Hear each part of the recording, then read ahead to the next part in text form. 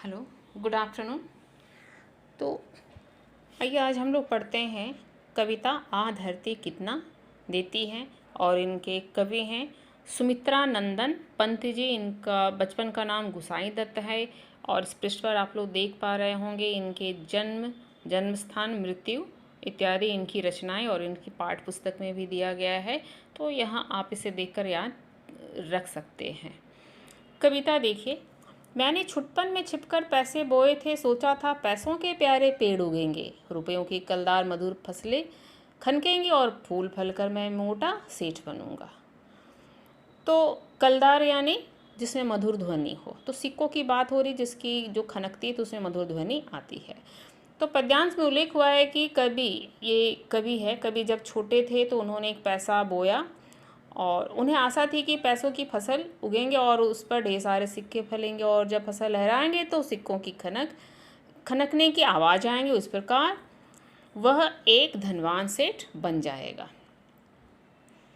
आगे की पंक्तियाँ देखिए। पर बंजर धरती में एक न अंकुर फूटा, बंध्या मिट्टी ने न एक ही पैसा उगला, सपने जाने कहाँ मिटे सब धूल हो गए, मैं हताश हो बाट जोहता रहा दिनों तक, बाल कल्पना का पलक पावड़े बिछाकर मैं अबोध था, मैंने गलत बीज बोए थे, ममता को रोपा था, तृष्णा को सींचा था।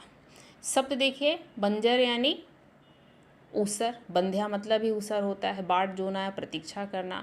पावड़ा बिछाना का मतलब होता है ना, जो हमारे जो प्रियजन आते हैं तो कभी कभी हम लोग फूल इत्यादि बिछाकर रास्ते में दरी कालीन बिछाकर उनकी प्रतीक्षा करते, उसको पावड़ा बिछाना कहते हैं। तो इसमें उल्लेख हुआ है कि जब पैसा अंकुरित नहीं हुआ, जो उन्होंने बोया था पैसा, तो कवि, यहाँ जगह जगह कवि हो गया है, ये कवि है। कवि को लगा कि यह मिट्टी बंजर है, उपजाऊ नहीं है। वह प्रतीक्षा करता रहा किंतु पैसे का फसल पैदा नहीं हुआ। वह हताश और निराश हो गया। बड़े होने के पश्चात कवि को अनुभव हुआ कि उसने गलत बीज बोया था। उसने जो बोया था उसमें उसकी भावना में केवल स्वार्थ व्याप्त थी। वह बिना परिश्रम के ही ढेर सारा धन कमाना चाहता था। आगे की पंक्तियां हैं।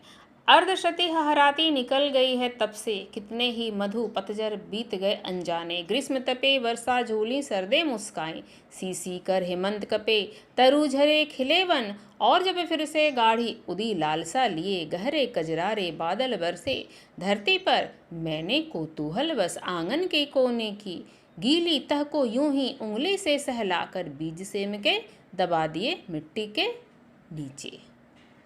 तो अर्धशती यानी आधी शताब्दी यानी 50 वर्ष। हहराती, तड़पती, मन में एक लालसा होती है जो पूरी नहीं होती, उसको कहना हहरना कहते हैं। तो हरती हुई निकल गई। कवि ने लिखा है, इसमें उल्लेख हुआ इस पद्यांश में, कि जिस घटना को 50 वर्ष बीत गए यानी पैसे बोने की, तब से न जाने कितने मधुमास और पतझड़ बीत गए, तपती गर्मियाँ बीत गई, बरसात और सावन बीत गए, मुस्कुराती सर्दी बीत गई, कांपता हेमंत भी बीत गया, वन ना जाने कितने बार झरा और कितने बार खिला, एक लंबा समय गुजर जाने के पश्चात जब फिर बरसात हुआ, आसमान काले कजरा रे बादलों से घिर आया, पहली बरसात में कामनाओं से युक्त आसमान का रंग बैगनी और स्याह हो गया था। तो यहाँ आप देख सकते होंगे कि मधुमास और पतझड़ की बात हो रही है। ग्रीष्म को तपता हुआ बताया जा रहा है। वर्षा झूली यानी बरसात में सावन का महीना आता है जिसमें झूले लगते हैं, उसकी बातें हो रही है। शरद ऋतु में मौसम बहुत सुहावना होता है इसलिए से मुस्कुराता हुआ बताया गया है। और हेमंत ऋतु ठंड का होता है इसलिए सी कर कांपता हुआ बताया गया है। तो आगे की पंक्तियां हम लोग देखते हैं। भूखे अंचल में मणिमाणिक बांध दिए हो, मैं फिर भूल गया इस छोटी सी घटना को, और बात नहीं क्या थी याद से रखता मन, किंतु एक दिन जब मैं संध्या को आंगन में टहल रहा था, तब सहसा मैंने जो देखा उससे हर्ष विमूढ़ हो उठा मैं, विस्मय से देखा आंगन के कोने में कोई नवागत छोटी छोटी छाता ताने खड़े हुए हैं। कवि ने सेम के बीज की तुलना मणिमाणिक से की है। कवि का कहना है कि खेल खेल में ही उसने यूं ही आंगन के कोने में गीली मिट्टी की तह में सेम के बीज दबा दिए, मानो उसने धरती माँ के आंचल में मणिमाणिक बांध दिए। उसने किसी योजना के रूप में सेम के बीज नहीं बोए थे। जैसे कि पैसे बोए थे तो एक योजना थी ना कि ये जब फलेगा तो मैं मोटा सेठ बनूंगा, इस तरह की कोई योजना नहीं थी।